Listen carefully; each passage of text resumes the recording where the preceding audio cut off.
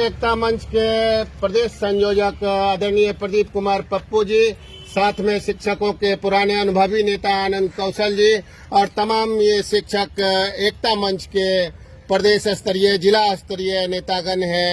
आज लगभग सुनवाई 14 मार्च को देश के माननीय सर्वोच्च न्यायालय के अधिवक्ता DS नायडू, विद्वान अधिवक्ता अनिमेश कुमार के द्वारा माननीय उच्च न्यायालय पटना में शिक्षकों के पक्ष को मजबूती से रखा गया। फर्स्ट हाफ में लगभग 1.5 से पौने 2 घंटा और सेकेंड हाफ में भी लगभग 1 घंटा से ऊपर का दलील शिक्षकों के पक्ष में मजबूती से रखा गया विद्वान अधिवक्ता वरिष्ठ अधिवक्ता DS नायडू के द्वारा। तो हम जानना चाहेंगे प्रदेश एकता मंच के प्रदेश संयोजक आदरणीय प्रदीप कुमार पप्पू जी।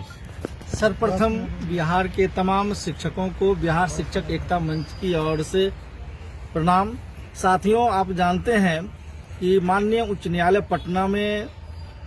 13 तारीख को प्रस्तावित सुनवाई थी सक्षमता परीक्षा को लेकर, जो सुनवाई 14 को प्रस्तावित हो गया और सुनवाई भी आज हुई है। और शिक्षकों के पक्ष रखने के लिए हम लोगों ने सुप्रीम कोर्ट के वरिष्ठ अधिवक्ता DS नायडू, विद्वान अधिवक्ता अनिमेश कुमार समेत उच्च न्यायालय के वरिष्ठ अधिवक्ता विद्वान अधिवक्ता दर्जन भर थे। और उन्होंने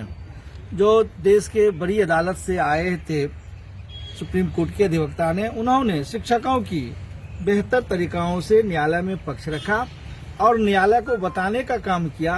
कि बिहार सरकार नियोजित शिक्षकों को परीक्षा के नाम पर फिर विशिष्ट शिक्षक नियमावली लाकर किस तरह जलील और अपमानित करना चाहती है, उनके साथ धोखाधड़ी कर रही है।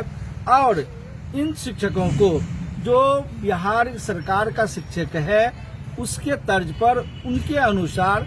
उनका कैडर और उनकी सारी सेवा सुविधाएं देनी चाहिए बिना परीक्षा का। यह बात शिक्षकों के पक्ष को उन्होंने रखा है। अब सुनवाई कल पुनः होनी है और सरकार की तरफ से कल फिर बात रखी जाएगी। फिर शिक्षकों के पक्ष रखने के लिए जिस कोर्ट का जो आदेश होगा, जिस तरह का निर्देश मिलेगा, पुनः शिक्षकों के पक्ष रखते हुए इस शिक्षकों के पक्ष को मजबूती से पुनः रखा जाएगा। बिहार के तमाम नियोजित शिक्षक भाई बहन को सबसे पहले हम बहुत बहुत धन्यवाद देते हैं कि आप सभी ने शिक्षक एकता मंच पर विश्वास रखा और तन मन धन से सहयोग किया, जिसका आज फलाफल सामने है कि बिहार के तमाम नियोजित शिक्षक जिनकी मांग थी बिना शर्त राज्यकर्मी का दर्जा, ऐच्छिक स्थानांतरण और तमाम चीजों पर बहुत ही मजबूती से शिक्षक एकता मंच के द्वारा जो हमारे विद्वान वरिष्ठ अधिवक्ता सर्वोच्च न्यायालय नई दिल्ली से आए थे श्री DS नायडू साहब, जो पूर्व जज भी हैं, उन्होंने पटना हाईकोर्ट के माननीय चीफ जस्टिस के पास सभी बातों को